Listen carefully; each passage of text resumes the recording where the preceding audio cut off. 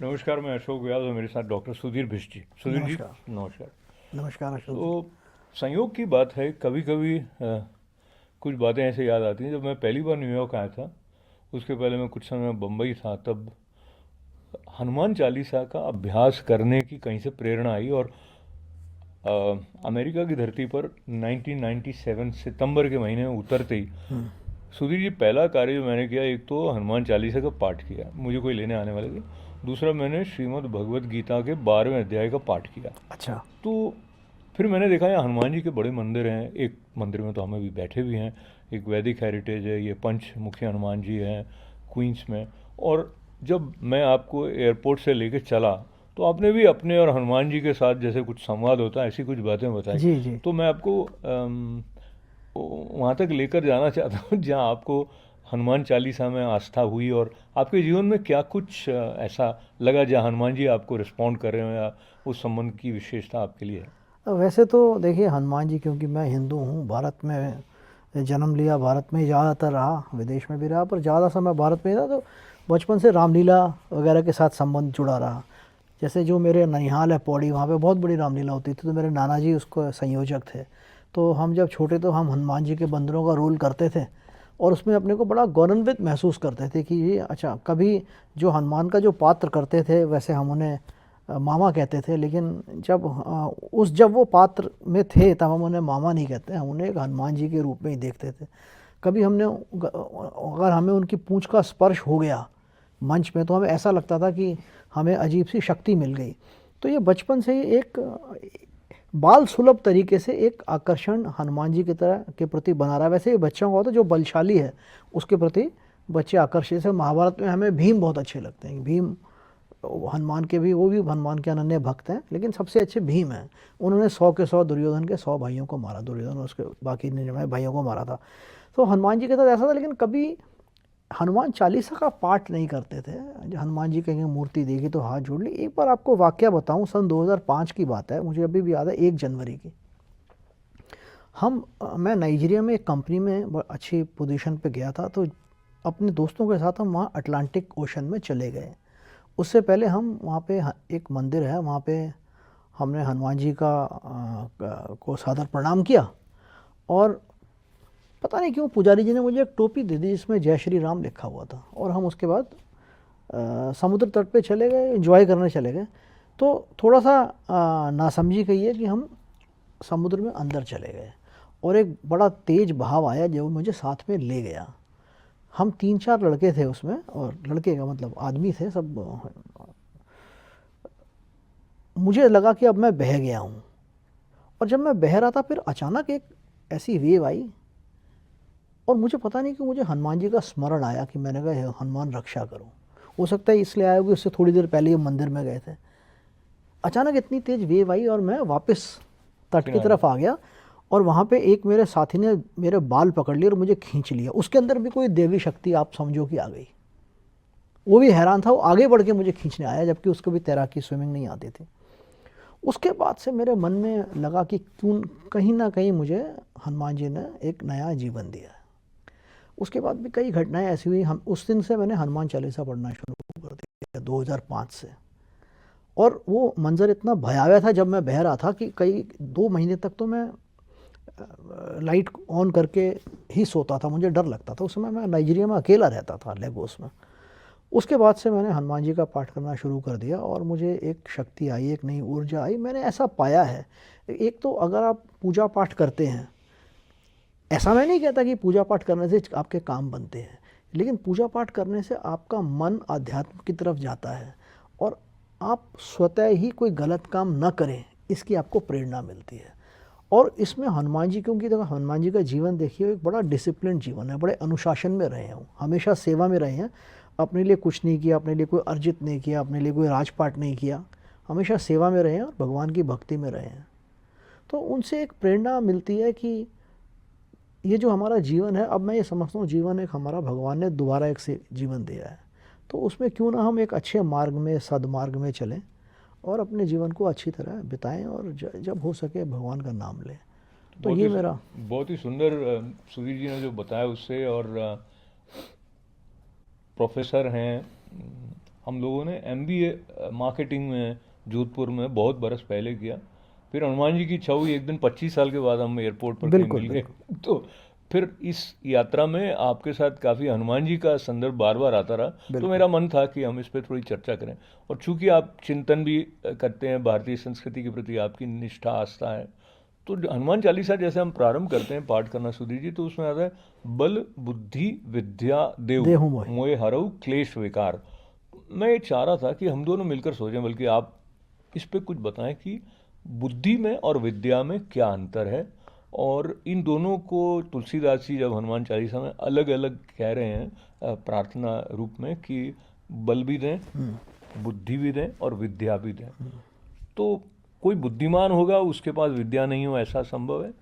पर कोई विद्यावान बिना बुद्धि के हो सकता है क्या? इस पे थोड़ा विद्या और बुद्धि के बारे में सोचें तो। एक पुरानी कहावत है कि विद्वता से बड़ी समझ है, समझ से सीखो विद्या भाई, ना समझ पंडितों ने कैसे सिंह रचाकर जान गंवाई। ये कहानी है जिसमें एक गुरुजी के 3 शिष्य हैं और उन्होंने अपने तीनों शिष्यों को किसी को कोई विद्या दी कि जैसे अगर कोई किसी शेर के अस्थि पंजर बने तो उसको वापस वो एक ढांचे में ले आएगा, दूसरे को ये कहा कि उसके बाद उसकी खाल वाल बनाएगा, तीसरे को दी कि उसके प्राण फूंक देगा, और चौथा कोई विद्या प्राप्त नहीं कर सका। लेकिन वो ऐसा नहीं है कि उसको विद्या नहीं थी तो उसमें बुद्धि नहीं थी। तो जब ये शिक्षा दीक्षा प्राप्त करके जंगल में आ रहे थे तो वहाँ उन्होंने देखा एक शेर के अस्थि पंजर बने हैं। तो पहले ने अपनी विद्या का प्रयोग करके उसने हड्डियों का ढांचा बना दिया, दूसरे ने उसमें सारे रेस्पिरेटरी सिस्टम्स वगैरह लगा के खाल वगैरह लगा दी, तीसरा प्राण फूंक रहा था। तो चौथे ने, जिस पे कोई विद्या थी नहीं लेकिन समझ थी, बुद्धि थी, उसने कहा कि आप हम सब पहले पेड़ पे चढ़ जाते हैं। तो बाकी 3 नहीं माने और वो पेड़ पे चढ़ गया, सिंह रचा दिया उन्होंने और सिंह उन तीनों को मार गया।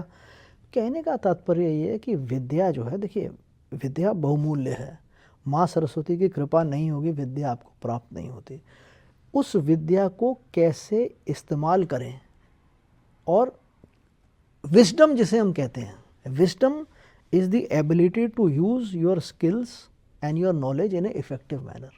तो यही बुद्धि और विद्या में फ़र्क है। मैनेजमेंट में हम पढ़ाते हैं तो हम DIKW मॉडल पढ़ाते हैं, इसका सारा आप देख लो, जो आप उसको DIKW नाम दे के सारी दुनिया में मशहूर है, हर मैनेजमेंट ग्रेजुएट उसको पढ़ता है। लेकिन ये हमारे पंचतंत्र में कितने पहले, जो मैंने आपको एक श्लोक, जो एक मैंने आपको कविता का बताया कि ना समझ पंडितों ने कैसे सिंह रचाकर जान गंवाई। So these at the basic level data है, डेटा एक रॉ इन्फॉर्मेशन है। डेटा को हम ऑर्गेनाइज करते हैं तो इन्फॉर्मेशन आती है, इन्फॉर्मेशन को हम जब यूज़ करना चाहते हैं, यूज़ कर पाते हैं तो नॉलेज हो गया, तो आप उसको विद्या समझ लीजिए।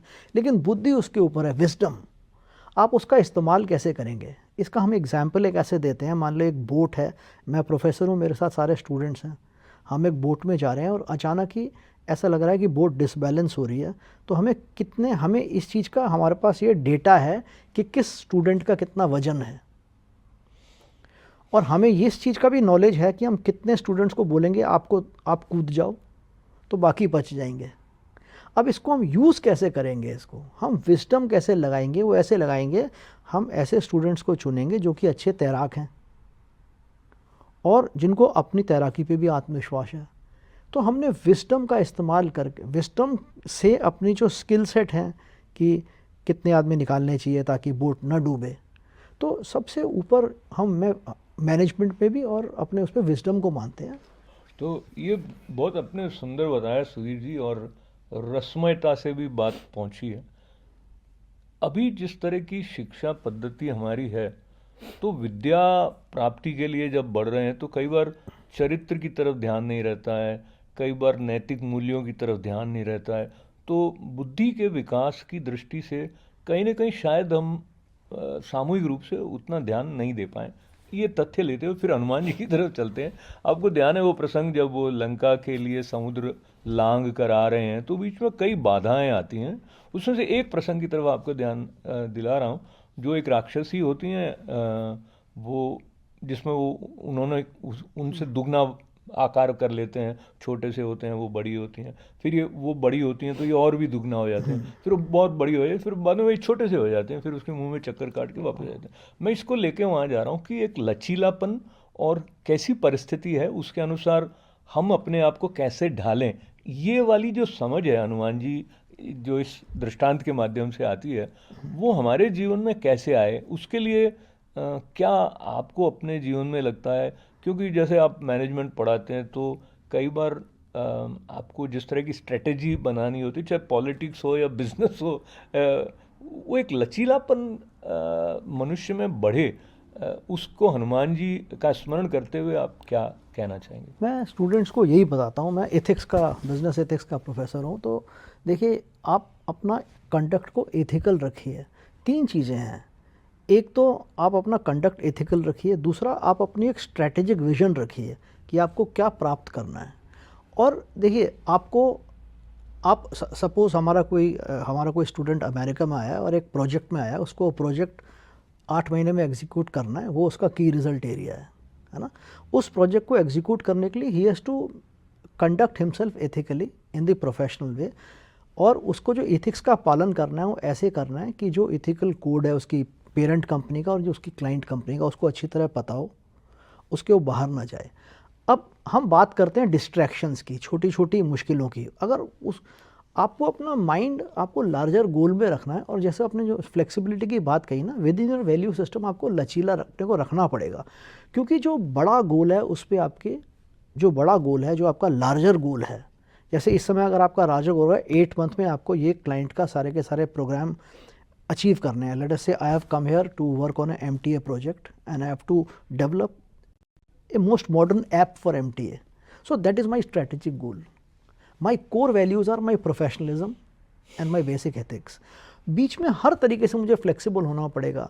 अगर मुझे नीचे झुक के किसी के पास जाके उसके मिन्नत करके उससे इन्फॉर्मेशन लेनी है, सपोज़ हमें यह है कि जैक्सन हाइट्स और रूजवेल्ट एवेन्यू में वेटिंग टाइम कितना होना चाहिए, और वो कभी कभी हर डे के हिसाब से चेंज होता है, हमने अपने ऐप का एल्गोरिथम उसके हिसाब से लिखना है, तो उसके लिए हमें किसी भी आदमी से जाके, हम उसमें ये नहीं अपने को लिमिट कर सकते कि नहीं मैंने तो ईमेल भेज दी, उनका रिस्पांस आएगा, तो फिर आपकी 8 मंथ्स की डेडलाइन आपकी ख़त्म हो जाएगी। सो जो आपको टैक्टिकल प्लानिंग में बहुत फ्लेक्सिबिलिटी लानी पड़ेगी, but you have to keep your mind on the strategic goal and keep the basic values intact of honesty, integrity and ethics.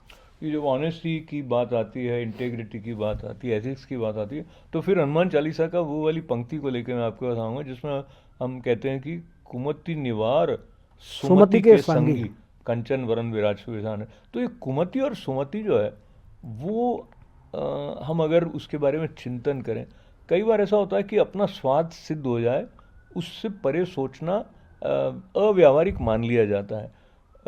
तो सुमति और कुमति आपने अपने जीवन में कई लोगों को देखा है, कई लोगों ने नैतिक मूल्यों के साथ जुड़कर नहीं, लेकिन उन्होंने बहुत संपदा अर्जित कर ली थी, फिर उनके जीवन में क्या हुआ, ऐसे कोई उदाहरण भी आपके सामने आए होंगे?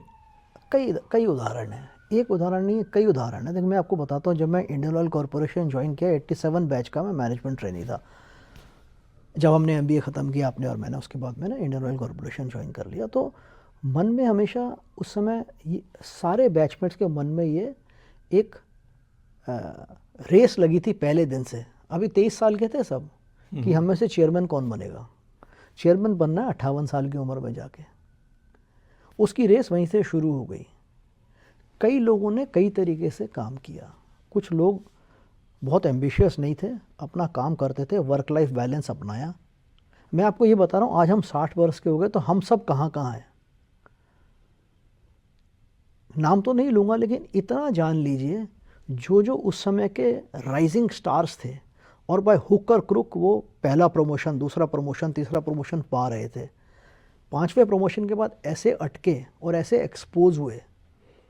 और जो लोग बहुत एम्बिशियस नहीं भी थे, लेकिन अपने हर काम को, ये ऐसा नहीं था कि किसी दूसरे के कंधे पे चढ़ के किसी को दूसरे को दबा के ऊपर है, वो बहुत नियर पोजीशन पे पहुंच गए, एग्जीक्यूटिव डायरेक्टर्स तो बन ही गए। मैं आपको बड़ा ईमानदारी से बता रहा हूँ कि जितने लोग ये समझ रहे थे कि हमें तो सबको चेयरमैन नहीं तो डायरेक्टर मार्केटिंग बनना ही बनना है, DGM GM में रिटायर हो गए। और ये मैं एम्पिरिकल डेटा से बता रहा हूँ, ऐसा नहीं कि मैं इसको सिर्फ एक प्रोग्राम में बताने की, एम्पिरिकल डेटा से बता रहा हूँ। 1987-88 batch of Indian oil corporation, जितने भी एग्जीक्यूटिव डायरेक्टर्स बने वो लोग थे जो कि बहुत ज़्यादा काम में तो मेहनत करते थे, लेकिन वो इस चीज़ में ज़्यादा विश्वास नहीं करते कि इसको मुझे क्रेडिट मिल रहा है कि नहीं। मैंने ऐसा पाया, क्रेडिट आपको उस समय मिले ना मिले, वो क्रेडिट एक क्रेडिट बैंक में जमा हो जाता है, चाहे उसको भगवान का क्रेडिट बैंक बनो, संचित कर्म, आप कैसे भी कहो। और सूनर और later you are rewarded in this life also for the good deeds that you do. तो मैं स्टूडेंट्स को भी ये कहता हूँ, यंग प्रोफेशनल्स को भी ये कहता हूँ कि जैसे हमारी भगवत गीता में भी है, काम को इस प्रकार से करो कि एक भगवान के प्रति आपकी आराधना है, और उससे आपको क्या गेन हो रहा है, उससे आपको इमीडिएसी ऑफ रिजल्ट्स पे आप मत जाओ। जो भी हनुमान का भक्त हुआ, हनुमान जी को तो ये निश्चित नहीं था कि वो जब संजीवनी लेके जाएंगे तो संजीवनी उनको मिल जाएगी कि नहीं मिल जाएगी, है ना। लेकिन उन्होंने लेश मात्र भी ये चिंता नहीं की कि मैं सक्सेस मुझे मिलेगी या नहीं मिलेगी, उन्होंने भगवान का नाम लिया, ईश्वर में आस्था की और चल निकले। तो बहुत सुंदर। सूर्य जी, आपके साथ बात की सत्संग जैसी जो हो रही है, वो मैनेजमेंट के 2 विद्यार्थी न्यूयॉर्क में बैठ के हनुमान जी का स्मरण कर रहे हैं, ये उनकी कृपा है, मैं ऐसा कहूँगा। बिल्कुल। और फिर से हनुमान चालीसा की वो पंक्तियाँ लेते हैं जिसमें हम सुनते हैं कि संकट कटे मिटे सब पीरा, जो सुमिरे हनुमत बलबीरा। तो एक जो संशय वाला मन होता है वो कहता है हनुमान जी का स्मरण करने से क्या होगा, ये तो ऐसे कहने के लिए कहते हैं। पर दूसरी तरफ यही बात पाश्चात्य जो जगत है उसमें इस प्रकार का चिंतन अभी तो विशेष रूप से चल रहा है कि where the attention goes energy flows. तो अगर हम सर्वश्रेष्ठ सत्ता के रूप में हनुमान जी को देखते हुए उनका चिंतन करेंगे तो निश्चित रूप से हमारे अंदर ऐसे गुण विकसित होकर प्रकट होंगे जो हमें संकट से परे ले जाने में सहायक होंगे। पर आप अपने अनुभव से बताइए, संकट कटे मिटे सब पीरा, जो सुमिरे हनुमत बलबीरा, इससे क्या स्मृति में आपके आता है? और ये जो मैंने प्रश्न संशय वाले मन से आप तक पहुंचाया है उसके बारे में भी अपने विचार व्यक्त करें। देखो, ये जो खेल है ना, जीवन में जो खेल है, it is about controlling your emotions and it is a mind game. ऐसे मेरे ख्याल से नेपोलियन हिल्स ने लिखा था कि if you think you are beaten then you are, if you want to win a race and you think you can not, then it is certain that you will not win that race. यही भाव है जिस भी चीज़ के स्मरण से, किसी भी चीज़ की अनुभूति से अगर आपके अंदर एक ऊर्जा का प्रवाह होता है और आपको एक कॉन्फिडेंस मिलता है, और हनुमान जी का स्मरण मात्र से ही क्या होता है कि संकट कटे मिटे सब पीरा, ये सिर्फ किताब की बात नहीं है। आप अपने को इतना सशक्त पाते हो, आप अपने को इतना ब्लेस्ड पाते हो कि आप चुनौती का सामना, हनुमान जी आपके लिए चुनौती सॉल्व नहीं करते। अगर आपको फाइनल सेमेस्टर में बैक लगी हुई हैं आपकी और 6 पेपर की जगह 11 पेपर पास करना है, तो हनुमान जी आपका पेपर नहीं पास करेंगे, करोगे आप ही। लेकिन हनुमान जी से इंस्पिरेशन लेके आप ऐसी मेहनत करोगे, ऐसी तैयारी करोगे, ऐसी जुगत लड़ाओगे कि आप 11 पेपर में पास हो सको। तो मैंने अपने जीवन में ये पाया। मैं ये नहीं कहता कि सभी हनुमान भक्त बन जाओ, आपका कोई भी रिलीजन है, you could be of any religion. हमने, लेकिन जैसे मैंने बचपन में, मेरी माता जी ने या मेरे पिताजी ने हमें रामलीला में ले गए और हमने अपने आप को हनुमान के करैक्टर से आइडेंटिफाई कर। भगवान राम को तो हम अपने से बहुत वो तो स्वयं भगवान थे ना, राम जी तो भगवान थे। वैसे तो हनुमान जी भी शिवांश हैं, लेकिन वो तो भगवान राम तो विष्णु अवतार थे। तो हमें उनके पास पहुंचने का साहस नहीं होता था, तो हम हनुमान जी पर रुक जाते थे। तो हमारे संगी साथी वही हैं। तो ऐसा आपके कोई ना कोई आपको एक ऐसी आइकॉनिक फिगर का सहारा लेना पड़ता है जिससे कि आप 6 फुट आप छलांग लगा सकते हो, तो आप वो 6.5 फुट की छलांग लगा सको।